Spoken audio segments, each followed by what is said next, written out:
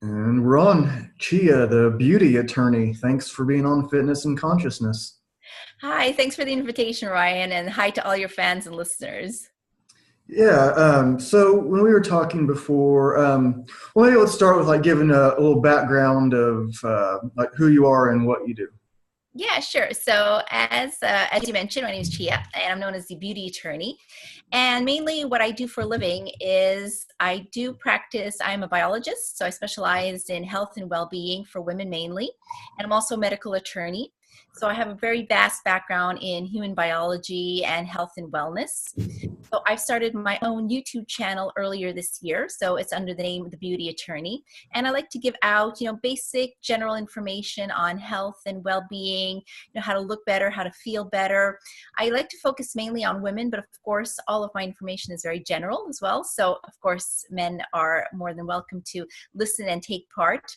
I like to do a vast kind of array on the health and welfare spectrum. So anything from, intermittent fasting all the way to a plastic surgery, because, that's the way the world is now. We're kind of focused a lot more, I find, this generation, very much so on, feeling good, looking good, wanting to live longer, healthier, better lives. I mean, as you know, Ryan, we've become very, very self-conscious about what we're eating, what we're drinking, how often we're exercising. So I kind of want to kind of go into that realm as well. I've kind of noticed too that there's a lot of misconceptions going on. So I'm kind of hoping to clear up a lot of those ideas and misconceptions and kind of put people on the right track. Because sadly, as you know, anything goes on the internet. So, and you can find pretty much anything on the internet as well too. So we kind of got to be careful out there. So hopefully our information can help people, get on the right path. Yeah. One thing that we were talking about was the like detoxing, and Yes. sometimes people will think they go to a hot yoga class and that's detoxing, and Yes. Yes. it's just not. And so, can you Couldn't agree with you more on that point. Yeah, definitely, definitely. Yes, the whole. I think Ryan. Let's just take it one thing at a time. I think the thing is as you know, every few months or every year, there's always some kind of new fad coming out, right? With regards to health and well-being, somebody discovered a new diet. Somebody discovered a new way of exercising. Now it's detoxing. I've been hearing a lot of that, especially like late last year and early this year. I'm sure you're well aware of the whole, ingesting charcoal-based products for detoxing. And yeah, like you mentioned, hot yoga and all kinds of stuff that, people think will kind of eliminate the toxins in your body. And I kind of want to set the record straight on that because obviously I'd love to hear your feedback on that and what I really feel. And I think we kind of share the same opinions that per se, we don't really believe in detoxing because, I think there's a misconception on what people assume is a detox. And if you'll allow me just to kind of like quickly go over that, and I can kind of tell you, kind of what pros and the cons are from a whole scientific and biological background. What is this whole idea of detoxing, right? So it kind of came about when, people are starting to want to kind of eat cleanly and healthily and kind of rid the body of what they deem to be toxins, right? So first and foremost, I want to say, our body is a fantastically well-formed machine, all right? We can definitely take care of ourselves by ourselves. And sometimes we don't necessarily need to add on any extra, work or things to our body in order to get to that stage. So when people say, well, I'm going for a detox, I'm going to do, let's say, like you mentioned, hot yoga, or I'm going to go for a colon cleanse, or I'm going to drink, 4 liters of charcoal water and or just green tea for a week, I think people have this misconception that by kind of like limiting what you're ingesting, you're going to clear out your system somehow. And that's mainly a falsity because, our bodies have wonderful organs that do it for us. We have our liver, we have our kidneys, and our blood system is a fantastic mechanism that works all together in order to detox what's bad. And I think what people may be doing to themselves, and this is really the fear I want to put out there, and not to scaremonger or anything, but I just want people to be aware that sometimes doing things that we assume is good for ourselves may actually produce the contrary effect and could actually make us sicker. So when I hear people saying, I'm just going to go on a green tea detox for 7 days straight and just ingest only green tea, no, I highly don't recommend that, not just a question of that green tea isn't healthy. It's just that's not the only nutrient your body needs. Your body needs to survive on a lot more vitamins and minerals and proteins and fats. So that's not exactly detoxing yourself. All you're going to do is just, kind of just empty yourself out. You may lose a little bit of weight, which will be mostly water in the very beginning. And then you'll just start ingesting regular food again. And perhaps, with a more voracious appetite, which may end up making you gain more weight, or give you, very severe stomach cramps or bloating, or having problems going to the bathroom, as well as ingesting things like charcoal. Now, everybody knows that it's not harmful to the human, but of course, we don't know its long-term effects of long-term ingestion. So again, this whole thing, or this infamous, colon cleansing, where people literally go to see somebody to have water shot up their backside and having their excess waste eliminated through suction. This, and I'm going to be very honest with you, is considered a highly not effective and can be somewhat of a dangerous practice. Because obviously, water is not meant to go up there, and people have been doing it, ever since they've heard Oprah said she was doing it, and it's something that is definitely not recommended. So first and foremost, I want to really make sure people understand that our bodies do not necessarily need detoxing. Okay. Detoxing is just a way of for major corporations that sell these detox products like these teas or this charcoal water or the services like the cleansing, etc., or the hot yoga, to say, well, by eliminating through sweat, through urine, and just kind of like emptying yourself out, you will be detoxed, which is basically a falsity. And I'm sure, Ryan, you have your own opinions on that, and I'm happy to share and exchange that with you. Yeah. So how do you feel about it? Yeah, I don't have anywhere near the science background that you have, but from studying this stuff for a long time, to just think like, and I've been wrong about a bunch of stuff in my life, and so it's not like, but I have all the answers, and my current mindset is like perfectly suited to talk about everything I'm interested in. But like, to me, it's like, you just do not, when you sweat, you're sweating out like minerals. It's like mostly like water and salt. Yeah. And like, from what I was reading, it was like, you might sweat out some toxins, but it's like a 1% of 1% of what you might take in, something like that. Yeah, absolutely. So there might be something, but it's nowhere close to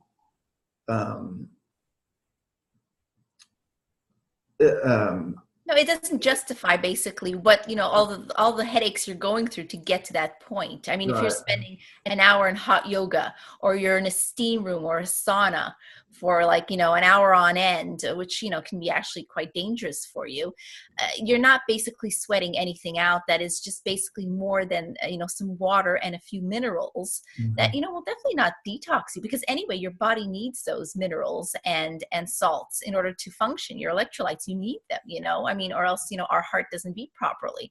So this whole idea of, I think we're really obsessed with this whole thing about elimination. We're scared to build up toxins in our system.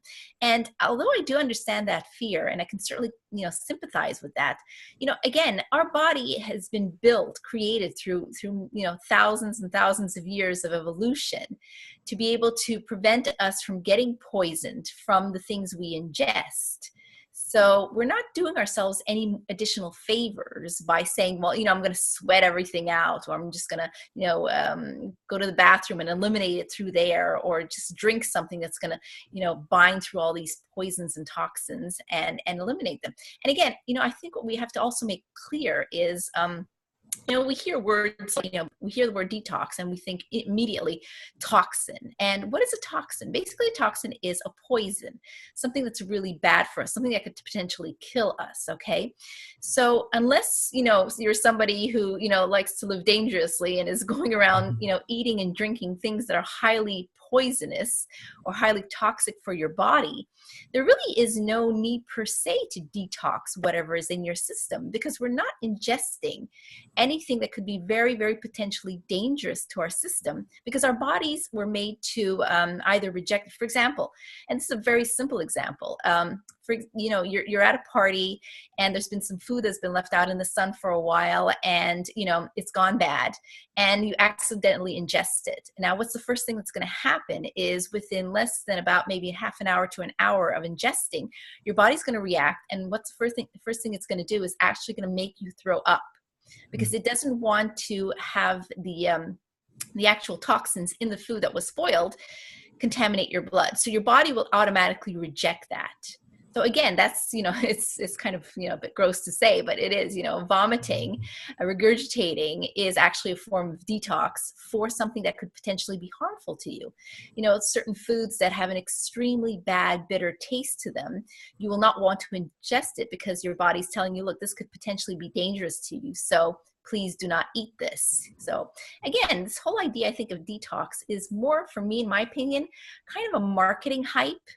It's kind of made and created and emphasized, and I use the word strongly, emphasized by the manufacturers of these detox products, health companies, even food manufacturers, that are coming on board to this whole eat clean and eat healthily type thing. So it's kind of promoted as something to avoid. Let's detox ourselves so we'd be healthier and better. But in the end, it's just publicity and it's just marketing. So I think you have to be really careful about that. This whole, detox diets and this whole detox regime, take it with a grain of salt.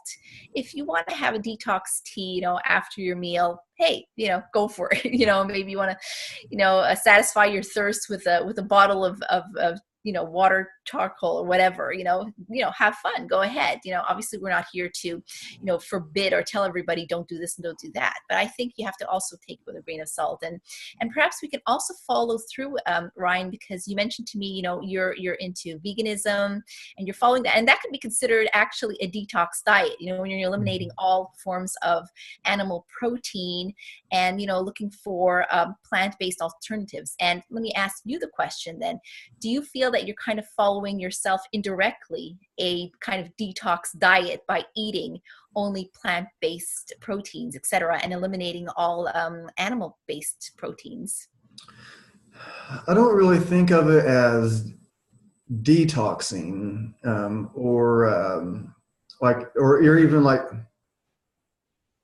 an elimination diet. But although I guess it kind of is, whether but I quit eating meat when I was 15. So I went vegetarian when I was 15. I'm 39 now. And about half this time I've been vegan, including like the last 6 years. And then before then it was like either vegetarian or vegan, on and off. But no meat at all since I was 15. But I just think of it as like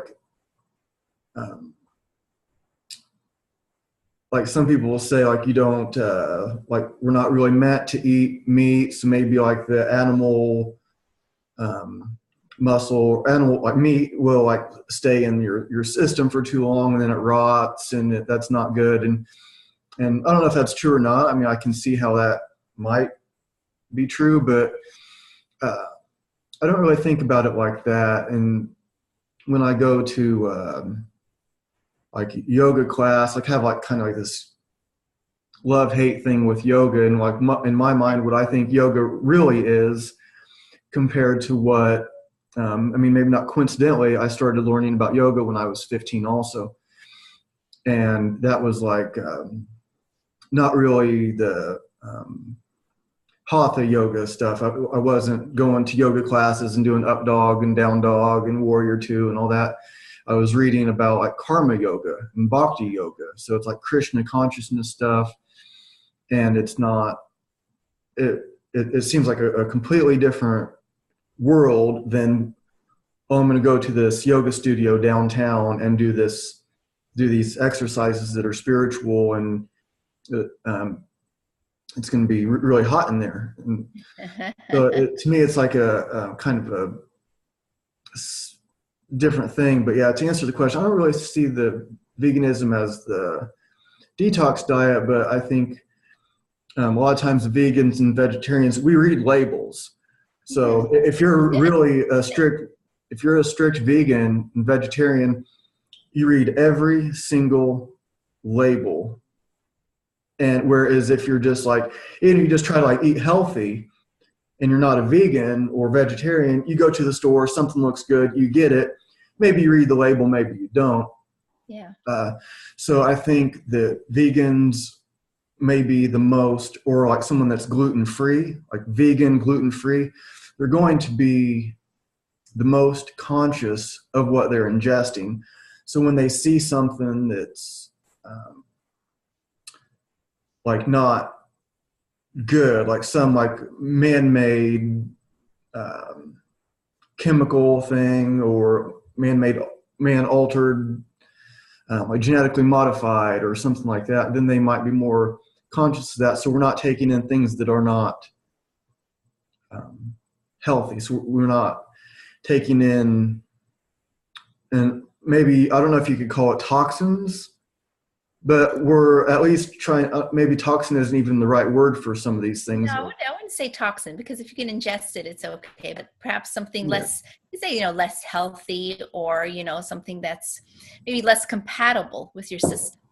That's, yeah, definitely. You could say that. And just to clarify, you mentioned the whole thing about meat. No, just tell, people don't have to worry. We as omnivores, we have the capacity of fully absorbing and digesting meat completely. So, people out there, don't worry. If you've ever eaten meat before in your lives, it's still not like living inside your system or rotting or decomposing or anything. So we'll set that myth to rest. But definitely, I can understand your point of needing to read labels. Why? Because, of course, sadly, again, because I believe, veganism is a choice, and vegetarianism as well, just like eating meat, no matter what, that's fine. But again, you guys have it a little bit more rough, because there's a lot of hidden animal proteins and fats within a lot of the manufactured foods today. So you may pull a box and it says, let's say, vegetarian soup. And then if you look in the ingredients, you might see gelatin as one of the ingredients. Yeah. And then you ask yourself, okay, well, what is the origin of this particular gelatin? And I would say 9 times out of 10, you're going to find either pork or beef being the actual base of that ingredient. Now, you can get plant-based gelatins, but they're more expensive to extract. So the thing is, I can understand your point, and many times they may not even be indicated. All you'll see is maybe gelatin, but what is the origin of that gelatin on that can of soup or whatever?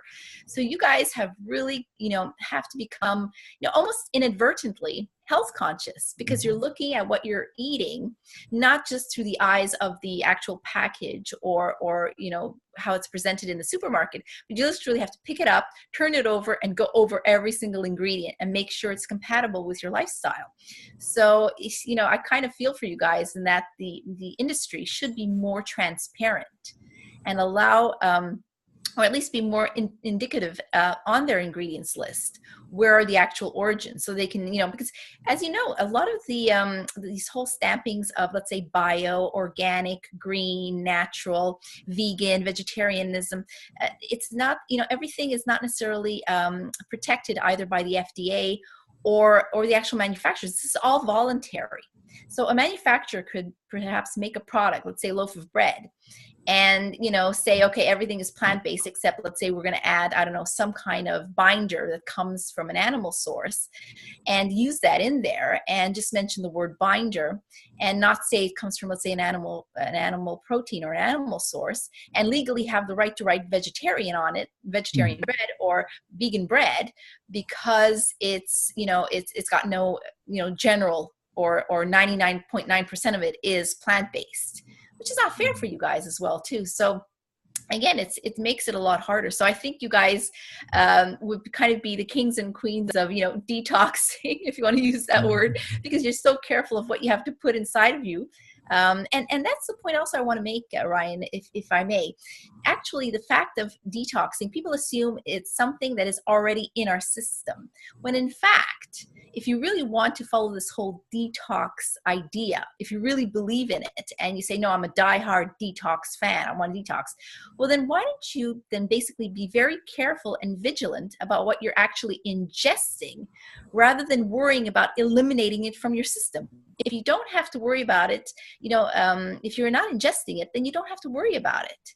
So if you really want to practice a form of detoxing, if you really believe in that concept, be careful of what you actually ingest, and kind of follow your methods of somebody who's practicing veganism, or who wants to go gluten-free, for example. Then you'll have to really study and measure what you actually put inside your body. So in that way, you're kind of indirectly detoxing yourself right from the very start. So I don't know if you want to agree with me on that point, but I kind of think it's a little bit an easier idea to accept, Yeah, ounce of prevention, as they say, right? But Absolutely. yeah, like one thing that you kind of reminded me of was like in yogurt, like there was like some, it might have actually like gone to court and everything about whether they have to put, if they have to put aspartame on the label. Oh, Well, I okay. don't know if that was because you're in Canada and don't Yeah, it's you, different. We have different rules here, very different so from the I States. think, We're more stringent actually here. Yeah. yeah, They have to put everything on the labels nowadays. yeah, and I think here, I don't know if it got passed or not, but the like Dairy Association or whatever was trying to make it so, because people here were getting freaked about aspartame because Yeah. it looks like it can cause problems. Well, the first thing, believe it or not, is weight gain. What aspartame was supposed to solve as a problem, meaning weight loss and help people reduce their intake of sugar, actually revealed itself to be doing the opposite. Sorry for interrupting, but I had to mention it out there because it's something that's so crazy, and I can understand why people are hesitant now to ingest aspartame. And it's been proven time and again that people who drink sodas that are replaced, they have their sugar replaced by aspartame, or like you said, eat foods like yogurts and other sweet things. Basically, it's a very simple concept where, as you know, the brain needs sugar and glucose to survive, right? So just quickly, and I'll let you continue on with your story. The way it works with aspartame is that, very simply, is that if you ingest something with sugar, which means it converts very quickly into glucose in your system, it goes straight to your brain, and your brain is saying, okay, now I can function properly. All my organs will function properly. I can make my human host function properly because I'm getting the glucose I need, because it's actually incorporated in the actual drink or food you just ate. Now, when people did the same thing with aspartame, your brain is saying, okay, I'm registering the taste of glucose, okay? But it's waiting and waiting and waiting for the glucose to get there, but it's not. And the brain is saying, well, how can I maintain my human host? I'm not getting the glucose I need. So I need to eat something else or something more because I'm not getting what I need. So what happens is literally the opposite. You end up eating more because your brain is craving it. So totally understand your point, but please continue your story now. Yeah, something that because it looks like it's would you call it a neurotoxin, because people see where like aspartame could be called a neurotoxin, like or it causes like maybe like cancerous growths in like rat studies, or In high doses, yes. In very high doses, it was proven that, yes. yeah. And there's maybe it kind of gets into the conspiracy thing, but sometimes conspiracies are true. but there was something like Donald Rumsfeld. Do you know who he is? Yeah. We get to hear some stuff here in Okay. Canada. Yeah, you're right next door, so I'm sure your name pops up sometime. Oh yeah. And it was not like the FDA said, no, we're not passing this. It's a neurotoxin. This is bad for you. And then he gets into the White House, gets into like whatever position that was, and he became like a big owner of aspartame, something about I forget all the details, but anybody can Google it. Rumsfeld aspartame, and this whole can of worms opens up. So he had basically a vested interest. Yes. That's saying, yeah. And Okay. then all of a sudden, okay, maybe it's not so bad because because money. So this is bad for everybody, but if you give me $1 billion, it's probably not. So there seems to be some kind of connection there. But do you see it as you said it can cause in high doses? So if are people like, maybe I would be very sensitive to it, and maybe you're not really at all. Is there like a range of who would be sensitive to this and who it would cause problems for? Well, in general, that's the thing. The thing is when aspartame came onto the market, it was hailed as, the savior. Because let's be honest, a lot of, medical technology, medical research, and even in the food industry, we always have good intentions, okay? We always want to make things that are better and healthier for people.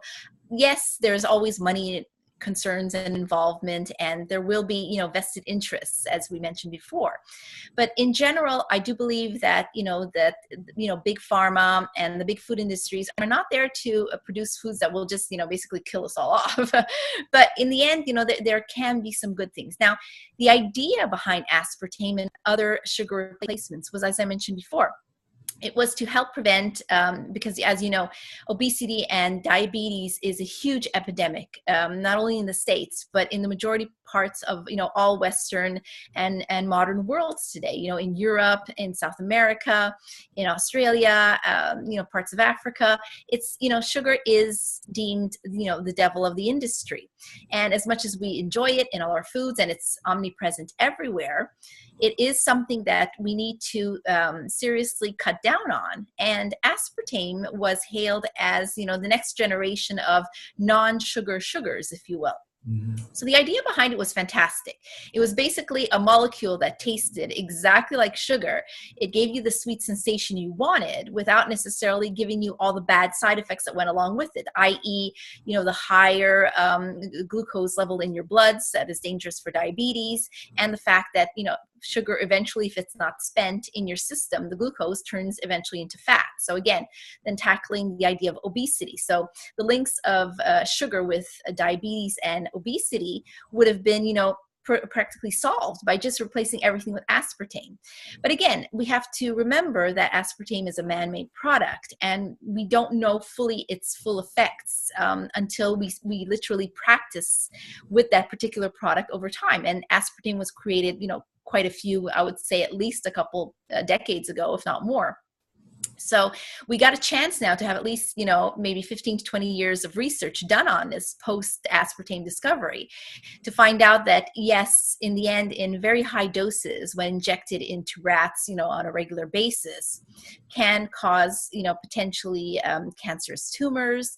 And as I mentioned before, with my little story, the whole idea of the brain not associating the actual glucose intake with the taste of aspartame, meaning that, the whole idea and principle of decreasing obesity actually makes the opposite effect and actually makes people a lot fatter. So if you're drinking your Diet Coke or your Diet Pepsi or whatever, in the end, you're not saving yourself from becoming larger and fatter. You're actually doing the opposite. Your brain is going to continuously crave more food because you're not giving it through your drinks. You're giving it, you're going to need to search for real sugar elsewhere and, double up your intake and dosage. So is aspartame something I would really recommend? To be honest, me personally, I don't really like the aftertaste of it. I've tasted products like yogurts and soda pops and stuff with aspartame. And I particularly don't like the flavor because I find it leaves kind of a slightly bitter aftertaste in my mouth. Now, I don't know if that's with everybody, but that's my opinion.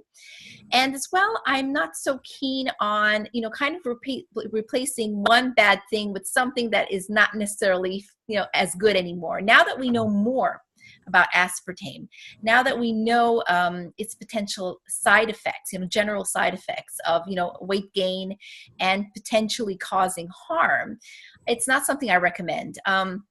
I know we're coming up with other alternatives like, agave syrups and sugars, for example, or other natural sugars like maple syrup and other natural dark honeys, for example. And I truly believe as one that, rather than having something that is completely man-made or artificial replace something that is natural in our foods, why not just lower the dosage or find something natural that can be used in a lesser dosage in our foods? So again, I mentioned agave or maple syrup or molasses. You can sweeten foods with these particular sugars. And yes, I agree. I hear all the, anti-sugar people in the back there screaming, hey, agave is just as sweet and has calories and it's sugar, honey the same, maple syrup the same, molasses the same. Yes. But in molasses and maple syrup, for example, in agave, you have extra nutrients like certain forms of minerals that are not found in plain, basic, refined white sugar. So I prone more a natural alternative rather than an artificial or man-made one. So, and again, it's always a question of common sense. If you're a person who likes their coffee sweetened, rather than taking 3 packs of white sugar and, processed white sugar and dumping them in your coffee, why not take, a little teaspoon of honey instead? You'll get this wonderful sweet taste. It's more natural and it's a lot better for you. So again, moderation in everything. I personally think it's a lot better. Even for diabetics, because obviously diabetics have turned to aspartame and other artificially made sugars in order to help reduce their sugar intake and control their diabetes. But again, I think with a lot of common sense, diabetics, if you burn off the sugar, your insulin levels will go back to their normal state. So you can compensate. You can have a little bit of sugar, for example, but as long as you are conscious of taking your medications or your insulin or exercising, you can help control that. So if in essence your question is, do I promote aspartame or any other, artificial sugars? I personally don't. I don't think it's a good viable alternative, especially with what we know today.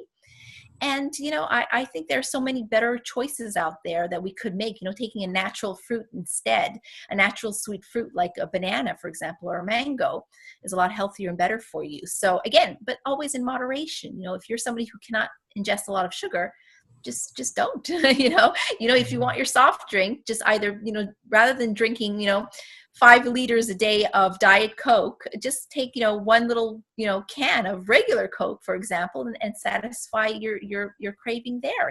There's so many different ways to do it. That's just my humble opinion. Yeah, and you mentioned, the brain thinks it's going to be getting its dose of glucose because it's fuel. Yeah, exactly. So, it's like, I'm not so sure, like, I guess depending on how active someone is, but I'm not so sure that just like sugar is the enemy that a lot of people are making it out to be. And I think if you're really active and you're doing hard workouts and you're, like your cells are running off of glycogen as a fuel. Yeah. So, and you can also use fat as a fuel, but maybe it's not as fast. And there's, a whole thing along with that. But yeah, there's, I guess that balance of having too much, but there's, like I don't drink very much like sodas, or if I do, there's one called Zevia. I have one just like sitting right over there. And it's like every once in a while I'd like to have a root beer, but I didn't want just like carbonate or some like high sugar, high fructose corn syrup kind of concoction. But like with the Zevia, I have something like with taste, and it's sweetened with stevia, um, Instead, yeah, but sure. which I think is probably better. But like if I'm having like a cereal, even though it's like whole grain, something that it'll have like some kind of sugar in it. It's like cane sugar or something like that, and I don't. Yeah, natural, natural. Yeah. Yeah, no, no, Um, and just to mention, you mentioned high fructose corn syrup. In Canada it's banned. We're not allowed. Actually, the manufacturers, and the funny part is, the same manufacturers that are allowed to produce the foods containing that ingredient in the U.S. are not allowed to put those ingredients here in Canada. So it's so funny because, we cross over the border many times, especially we that live on the borders of the States, and we'll buy, so, we'll stock up on some, food products that we don't necessarily have here in Canada. And, we'll see a lot of the times this ingredient, and it's really a terrible ingredient. And I think people, rather than worrying about, other types of ingredients, I mean, this is really something that's really bad and promotes a lot of obesity and diabetes in the world, is high fructose, high glucose corn syrup. It's something that's absolutely terrible. And yes, it gives a very sweet taste in minimal amounts, but so many sugary cereals and drinks and concoctions contain it.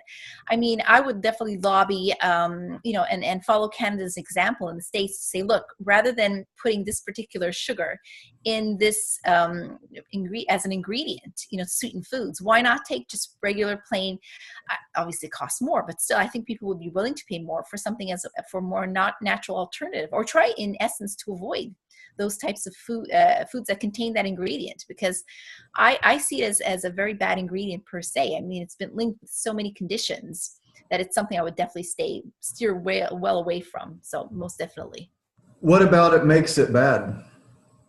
Well, basically, in essence, what's so bad about it is it's extremely high concentration of sugar, glucose. It's just pure sugar. It's basically another form of, because it comes from corn, right? So it's been modified and altered in a way that, very little of the syrup that they've concocted out of the corn makes it extremely sweet. So it's twofold. Okay, per se, the actual sugar in it, it's a very simple basic sugar, which, as you know, simple basic sugars are absorbed very quickly into our system, into our blood system. And unless we really are very heavily into exercise and running and burning things off very quickly, which the average person isn't, it literally stays in our system for a long time. It takes a long time to digest and burn off. And hence what's going to happen, it's going to turn into fat. So it's an extremely fat encouraging substance that makes the body basically stock up on more fat. Okay. And second of all, what's really bad about this particular product is it's extremely sweet taste. Okay. And what it does, it sweetens food to such an extent. And I don't know if you've ever had that perhaps when you were younger. It depends, but a lot of kids these days, used to that type of sweetness, it becomes extremely addictive. And this is the main danger, is that when you're used to eating a particular food or ingredient that's very, very sweet, it becomes extremely hard to break free from it, because you love that extra sweet taste. Our taste buds get excited when we taste sweet foods. So what happens is trying to break free from that, or actually in a way, it's almost a sad way, but you're actually getting children addicted to those extremely sweet flavors by adding this particular sugar into your cereals, for example, or into jams, or anything that has a naturally sweet flavor when it's manufactured. So you're actually making the next generation, or people who are used to that flavor, always wanting things sweeter and sweeter. And the more sweet you eat, the higher the risk of, obviously, the two worst diseases are diabetes and obesity. So again, it's an extremely bad, I am so anti, high fructose corn syrup, that, really, even if by accident we actually buy a product and we didn't have a chance to look at the ingredients and we bring it over to Canada, we'll actually throw it out. And, the sad part of it is this ingredient is everywhere. I've seen it in cans of tomato soup that we've bought in the States already. And, my parents are getting older, and they're having, the doctors are telling them to control their sugar as well. So, we saw these, and I turned the can over, and I'm like, wait a second, because we're so used to not having that ingredient here in Canada. When I saw it, I'm like, oh no way, we're not eating that. So I literally threw the can away. It sounds like a terrible, wasteful thing to do, but it's actually, I personally consider that almost like a poison, in the sense that it's really bad for you. So I tell people out there, I'd rather see literally just white, plain, refined sugar as an ingredient, rather than seeing this high fructose corn syrup, because it's a very nasty form of modified sugar, and I certainly don't recommend that. So, keep away from it, Ryan, and definitely try to tell people out there to stay away from this particular ingredient. It's nasty. Yeah, it's amazing how it can sneak into everything, and God, it's crazy. yeah, and like you were talking before about like food labels not really meaning anything legally. So something can say natural, Yeah. but natural doesn't really have it doesn't mean anything. And like organic, it just has to be like mostly organic. Yeah. And then, and how much? What is the percentage of mostly? Is it 20%, 30, 50, 70? We don't even know. Yeah, it's amazing what they get away with, and it's almost like it's on purpose. It seems like it's very purposeful, and there's let's see, I don't want to give away who she is, but there's somebody that I know very well that worked for a very large drug manufacturer, pharmaceuticals, and she's pretty high up in the company, and like what she was saying was like there was some what was the name of that virus that was I can't remember the name of it. Processed meats? Was the virus in processed meats? No. I wish I could think of the name of it, but I might. What did the virus do? Making people sick, obviously. Yeah, it was like something for like South America or Africa. I can't remember the name, but it'll probably pop in my mind. I'd like almost not Ebola. No, but something like that. Something like that.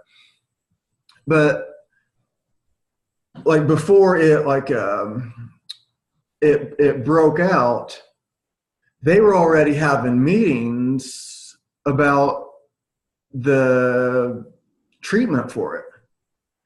So really? So like nobody is talking about it. It's not on the news. It's not on but they're getting this treatment ready, and then it becomes a problem. Oh, well, we have the solution. So Wow. she was like, what happened? Because she's like on the inside, and she saw how it went from, why are we bothering with this? And then it becomes this thing. So it's like you can make some conspiracies out of that. It looks like something's like intentionally done, like these food manufacturers, like you have the FDA, food and drug. What do they have to do with each other? Why is it both? So you can have like, okay, well, what we'll do is we'll make people sick with this, and then we'll cure them with that. So they make money coming and going. So it's very easy to kind of like maybe that's putting together dots that don't really go together, but it sure seems like the cigarette companies making the nicotine patch. Okay, you want to smoke? We got that. You want to quit smoking? We got you covered there too. It's like this weird. Well, did you know, you talk about cigarettes, you didn't know, I mean, and this is when pretty much, a few years ago, we brought down big tobacco with the discoveries that, in the 50s and 60s, when cigarettes were pretty much coming into play and becoming very, fashionable and the in thing to do. And people assumed that it was safe to smoke because, they didn't know any better. Mm-hmm. But that they actually had tested, there was a story. Now, whether it's true or not, I'm not sure. But what I heard was they actually tested nicotine levels first in monkeys and chimpanzees by injecting a certain amount of nicotine into their system, and then seeing how far or how much the monkey would react in terms of how much did they want to have additional nicotine during their day. So at one point, they would even study what was known as withdrawal symptoms, that if the monkey wasn't getting its dosage of nicotine, it would start acting a little crazy, getting all flighty and nervous. And that the cigarette companies had requested specifically a dosage to ensure that because obviously in a very high dosage, you become too jittery, too crazy, it's just too much. Whereas in a lower dosage, and if it's in a too low a dosage, you don't become addicted to it. Because nicotine can be something that, it makes you relax, and then after you're okay. So they needed to find that precise dosage that would be just enough to get you addicted, but not enough to make you like crazy the whole day. And that's what these studies were apparently done before. And when they discovered the dosage that could be applied to humans, that's when they injected that amount added that amount to the cigarettes. So you start off, and everybody who started to smoke will tell you the same story. Like, my dad used to be a smoker. And basically a quick little thing: if you don't want to worry about quitting smoking, just don't ever start. That's what my dad told me, and me and my brother. So, but basically what happens is, apparently the first time you ingest a nicotine in a cigarette, you become really ill. You don't feel good at all. It's something that's very, very unpleasant, but you keep on doing it because it calls you back. You want to make sure you get over that hurdle. And once you do, that's when the addiction kicks in. So, of course, there was this whole story about, the cigarette companies knew that. So by doing that, and they would, basically make sure people would get addicted. And that's how this whole mess of, cigarettes being dangerous for you actually came about, because there were actual studies, medical studies done beforehand to see how we could actually make people addicted. Now, it's a horrible thing. And yes, you can say it's a conspiracy, but in the end, cigarette companies made billions and billions based off the fact that it was considered a legal drug. So again, you're absolutely on point when you say that, you spoke to people, or you yourself kind of, see this whole conspiracy about adding certain ingredients in food. And listen, the same thing with sugar. In the beginning, in the 80s, I heard, I was watching this documentary a few months ago about, sugar, white sugar being the enemy of the state, basically, and how we can try to eliminate it in our foods, and how it's such an important part of the economy. So there's, we're stuck between two worlds, wanting to stay healthy, but, by not giving us too much sugar, but at the same time making enough money.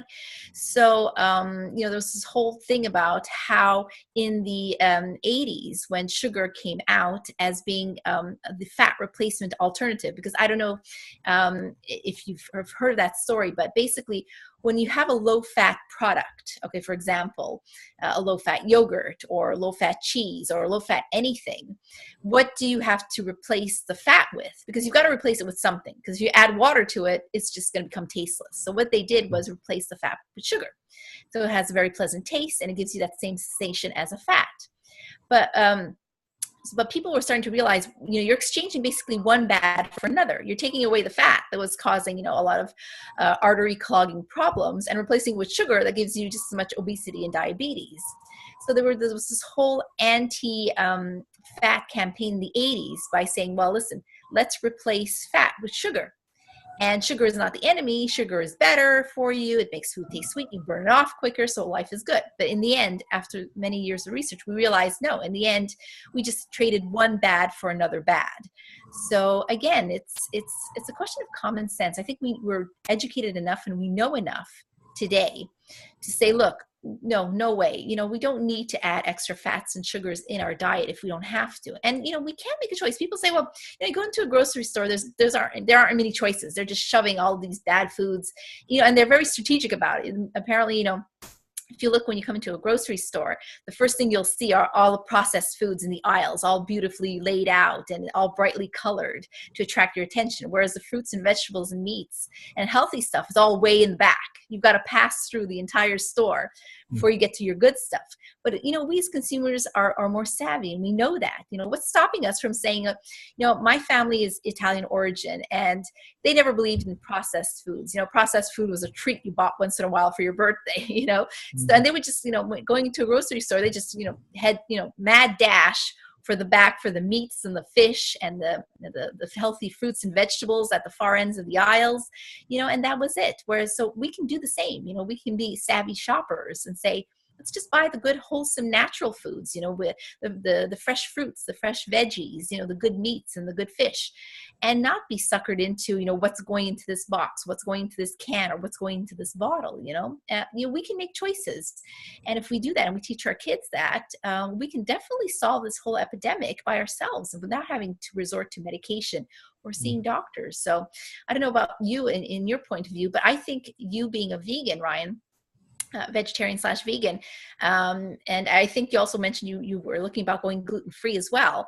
You really get a chance to choose your food and choose what you eat and choose what goes into your mouth. So already by default, you're making yourself a healthier and better diet, I think.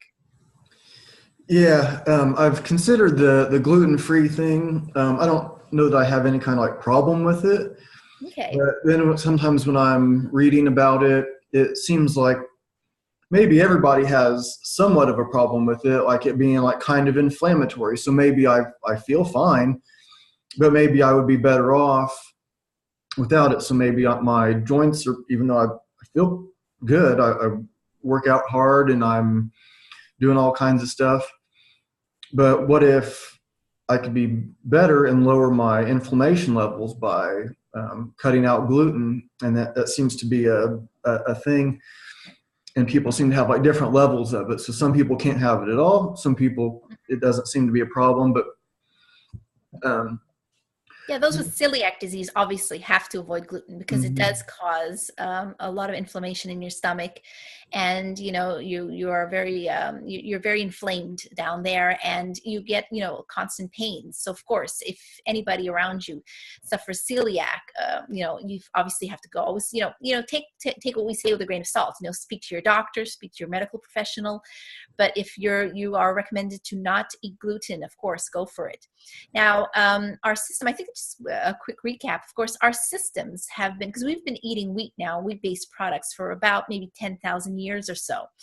So there are certain humans on this planet that have been able to adapt to the gluten in our system. We have had genetic modifications throughout our existence to accept gluten and to digest it. But of course, as with everything in nature, there are certain people that have not had this modification given to them, and they cannot easily digest gluten. So of course, it causes problems and bloating, and it could go, as mentioned, anything from extremely severe, i.e. celiac disease, to very, very mild sensations of bloat. Sometimes, you'll eat maybe a bowl of pasta or a pizza and say, oh, I'm feeling really unusually bloated. So that could be the effect of the gluten in your system. That's, kind of, just not agreeing with you 100%. It may agree with you maybe 98%, 95%, but it gives you enough, to say, well, I'm not, super comfortable. Whereas some people, hey, they could chow down on pasta and pizza and, like nothing. So again, I think you have to listen to your body first and foremost, and, try it out. I mean, have you started the gluten-free thing or not yet? No, I haven't bothered with it yet. I just think about it sometimes, and I don't, like I said, I don't feel any problem. But then, so I just wonder about like the inflammation, even like in the brain. So how can I tell if it causes a little inflammation in my brain? And like some of the people that I've talked to, like I had a guest, her name's Amanda Bossy, and she had, or maybe even has, but had severe Tourette's. Like her tics were so bad, she broke her own nose. Oh boy. She would punch herself in the ear really hard, messed her ear up, bite her tongue real hard, and she was on over 30 medications from the time she was a teenager. I think her symptoms started in junior high. And then I think she's like 26 now, 25, 26 now. I think when she was about, I forget the age exactly. She was on the podcast a few weeks ago. She, in her like late teens, she decided to get off of all the medications. And just with her, like the way she kind of put it was, controlled her brain with her mind, was kind of how she was thinking of it. because they even had her on a nicotine patch. She never smoked, Wow. but she's on, I guess they ran out of other ideas. So they decided to put her on and she was in like a mental hospital and just like all kinds of like just really like almost treated her um, like it was her, like she was being punished for having this problem. And so she just decided to take control of it herself, quit all the medications. And like when I met her the first time, we met at a Starbucks and we talked for like 2.5 hours. And if we weren't talking about this, because we just met like the day before her podcast, you would never know that she had it. Yeah. And she had it severe. Yeah. And so like of all the people that have Tourette's, I think she's like 1 out of 5 you could call severe. And she was like, one of the worst cases. Yeah. And she's the only case that she knows of that went off all the medications and managed it herself and to have it become unnoticeable. There's no other known case of that. And one of the things that she was doing was like watching her diet. And when she is telling me like what she eliminated, I was like, oh, it seems like you went on an anti-inflammatory diet. And she's like, oh, I didn't really think about it like that. She was just thinking, okay, I can't eat this and I can't eat that. But to me, it's like, oh, it sounds like anti-inflammatory. So, and like gluten was one of those things. And so I'm thinking, okay, well, she had it like in this extreme case. And so maybe I just have it in like this very, very mild, can't tell. I don't have it, nothing even close to Tourette's but maybe there's something and I could be benefited from it somehow and they have like these, a benefit over time. And I'm not going to know if I don't try it out. But you're also mentioning replacing the fat with sugar. And then it seemed like fat and cholesterol were talked about like they were like this enemy. And now it's more like, oh, actually you need it. And your brain is made out of this stuff. Yeah. And so like stuff with like Parkinson's disease, I guess there was a link with, okay, so when they were going like yogurt, like making it like low fat and they're adding aspartame or whatever, or they're adding sugar, they're like something about like the low fat. Well, if you don't have the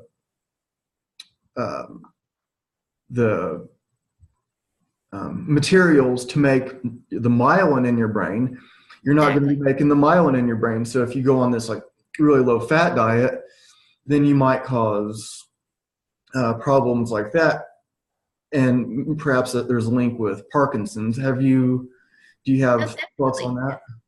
Definitely 100%. The myelin in our brains definitely needs, which basically connects, makes our brain connect with our bodies. Without myelin, our brain literally disconnects from our bodies. And that is basically just fat. Without fat, the myelin cannot form itself. It cannot connect itself with the brain. And when you hear stories about people wanting to literally eliminate all fats from their diets, I freak out. Like seriously, as a biologist and medical attorney, I'm like, whoa, no. You just cannot eliminate fat willy-nilly like this. It's not people, because the problem is, like I mentioned before, in the 80s, there was this whole anti-fat diet thing that came about because people didn't want to start getting overweight. They wanted to keep thin. They wanted to keep slim. And obviously obesity wasn't a big issue in the 80s and 90s. It started coming about in the early, in the new century, basically. So people were saying, well, okay, if we eliminate fat, any kind of fat, all types of fat, plant-based fat, animal fat, fish fat, any fat, what's going to happen is we're going to see our cholesterol going down. We're going to see our waistlines shrinking. We're going to become skinnier, and we've solved our problem. We automatically, for some reason in the medical world, we think that if we eliminate something, the rest of our problems are going to be solved. But that's actually a very dangerous assumption to make, because our bodies were created basically with sugar and fats. Without those two building blocks, I mean, obviously there's proteins, minerals, and everything else that goes with it. But sugar and fat gives us fuel and energy we need in order to survive. If we don't have it, we're not going to survive. So if we try eliminating everything from our diet that contains either sugar and fat, you're basically drinking water and breathing air all day. So A, it's impossible to do. And B, it's not recommended to do so either. I was literally listening this morning to a very eminent professional doctor, a very important doctor that lives in England, because I live both in Canada and England. I travel a lot for my business. And there was this study that came out recently that apparently eating full-fat cheese actually is actually very good for you and does not increase your cholesterol. It actually could help decrease your cholesterol. Now, people were like, literally jaw dropped when they heard this. This doctor saying that he read the study about how full-fat cheese eaten in, a very significant quantity, and we're talking about people who are eating it, for 6 weeks nonstop, daily, a good chunk of cheese.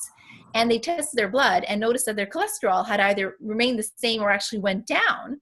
And people were like, what is going on? Where's the logic in that? Well, it does make sense because your body does need that fat, good cholesterol. Because as you know, we have LDL and HDL, which is, the bad and the good cholesterol. And we need good cholesterol, which is good fat in our systems, which is why we encourage people to eat, for example, oily fish or extra virgin olive oils, or, basically as many, we have to go for more for the unsaturated fats rather than the saturated fats. If you're eating obviously a greasy hamburger every day, no, that's not healthy, but if you are eating meats in moderation and you're replacing other fats with good fats, like I mentioned, olive oil fats or other good fats, plant-based fats, for example, or other good fats, fish fats, then yes, your body will take those fats and use them to its maximum potential and benefit. So again, I think we have to stop because, and I think we can almost tie this in with the beginning of our conversation, which is detoxing. People are so afraid of ingesting what they consider bad foods to be toxic. And again, sugar and fats are considered bad foods, when in fact, we know now through research and through more basic studies that these are items that we do need in our system, just not in excess. We're not going to gorge on sugar and fat every day. And there's a difference between good sugars and bad sugars and good fats and bad fats. I think the problem is we lump everything all together. If it's fat, it's bad. If it's sugar, it's bad.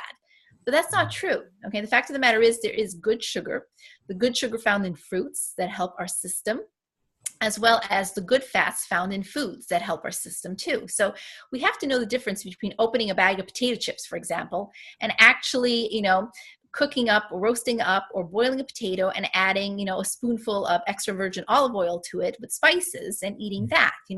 It's both a potato, basically. It's both, the same starchy food. One's been fried in, God knows what oil, and the other is a good oil for you. So again, it's a question of making the proper choices. And if you want to detox yourself, well, then don't eat the bag of potato chips, obviously. And instead, just go for the roasted potatoes that have been drenched or drizzled in olive oil, for example. And there you go. It's as simple as that. And I think if we take the time to do it, then I think we wouldn't have to worry so much about our health and well-being, as much as we do now, and being stuck popping all kinds of medications and pills that, we were not meant to take any time in the first place. So again, my 2 cents on that one. Yeah, makes sense. We've been going for about an hour here now. I'm about out of time flies when you're having fun. Yeah, I could talk about this stuff for a long time, but is there anything we haven't touched on that you were wanting to get into today? Well, I mean, we could talk so much about, we talked about detoxing and good and bad foods, and hopefully one day, if we could do this again, we could definitely talk about, because we could start, spinning everything into different conversations that all kind of lead from, that organically come from the same thing. So we're talking about detoxing good and bad foods, and then talk eventually about different types of diets. We touched on veganism, vegetarianism, maybe talk eventually about things like, the whole keto diet that's been a big fad now, that's really in, intermittent fasting, that's something that, a lot of people don't have a lot of information on, and there's a lot of false information on. on, different types of diets that are helping to, yes, in a way we want to control our weight gains and our weight loss, but at the same time, are we doing it the right way? So perhaps in another, if we have another opportunity to do this again, we can touch on specific diets, because I could spend we could spend another, easily 3-4 hours just discussing different diets and the good, the pros and the cons of that. So I think it's just, in essence, what I want to leave with for everybody today is basically really sitting down with yourself and taking the time to make better choices for yourself. I think we're so into, wanting instant gratification and saying, you know what, if I buy this food that was created by this company to give me this result, if I eat that, my problems are going to be solved. And that is a falsity. That's something that's wrong. And I'll take the example of what we touched on from the beginning, this whole idea of detoxing, okay? If I drink this green tea that's supposed to be detox, I'm going to solve all my problems because all of the bad that's inside me will become eliminated. And again, that's not, there's no such thing as a quick, easy fix. It just doesn't work that way, okay? If you really want to detox your body, I recommend, again, choosing the proper diet to do so. Now, whether it's becoming a vegan, a vegetarian, or eating a plethora of foods, still saying being an omnivore, but choosing, fresh, wholesome foods, or what we call real foods, like the real basic food, a food that you actually pick from the ground and you have to literally wash it, clean it, and cut it yourself, rather than finding it in a box. I was stunned the first time in my life when I heard people can actually make mashed potato out of a box. And I was like, sorry, but in my house, we always had to usually have a real potato to do that, and it's like, really? That's a thing? It's like, what? So again, I think it's just common sense. I wouldn't want to eat, a mashed potato that came out of a box. It just doesn't make any sense to me. So why don't people do the same? Yes, it takes a bit more time. Yes, you'll have to put a bit more effort into it, and may even cost a bit more. But in the end, you're doing your body healthy. I mean, what's the price of health? I think there's no price on health. That's my opinion. And whether it's a question of convenience or wanting to solve a problem, you're not going to go through it by trying to find a quick shortcut, because usually that shortcut will be paved with, knives and daggers and dangers along the way. So if I want to leave anything with anybody, it's just, please, make an effort to kind of make yourself, pick the right choices. And we're smart enough today to know that. We're smart enough to understand it. We can definitely, find the results that we need by going through the proper path, not just, quick fix, solve a problem, solve the issue, and that's it. So that's pretty much what I wanted to say for today. Definitely. Yeah, that makes sense to me. Yeah, we were talking about intermittent fasting. It'd be good to have you on and talk more about that too, because that's another very interesting subject. So, can you want to say again how people can find you, your YouTube channel, and you? Listen, like I said, my channel is called The Beauty Attorney. So find me on YouTube. And of course, Ryan, I will definitely link your YouTube channel and link on my YouTube channel as well. And, I have all my information there with regards to emails, websites, everything you need is on my YouTube channel. So come down, say hi, like and subscribe, of course, say hi on my channel and leave me your comments and ask me. But what I try to encourage on my channel is ask me questions, because I love answering people's questions. And I think that really not only helps interaction, but helps give you more information. So I try to answer, the comments as much as I can. I try to be present for everybody. So definitely come and see me on YouTube. And most definitely we'll be, interacting with one another, and give me ideas as well, because I talk about a plethora of things as you do on your channel, and kind of always to do with health and well-being. So I'm always looking for new subjects and new interactions to do and new questions to answer. So please feel free and come down and give us a holler, and like and subscribe, definitely.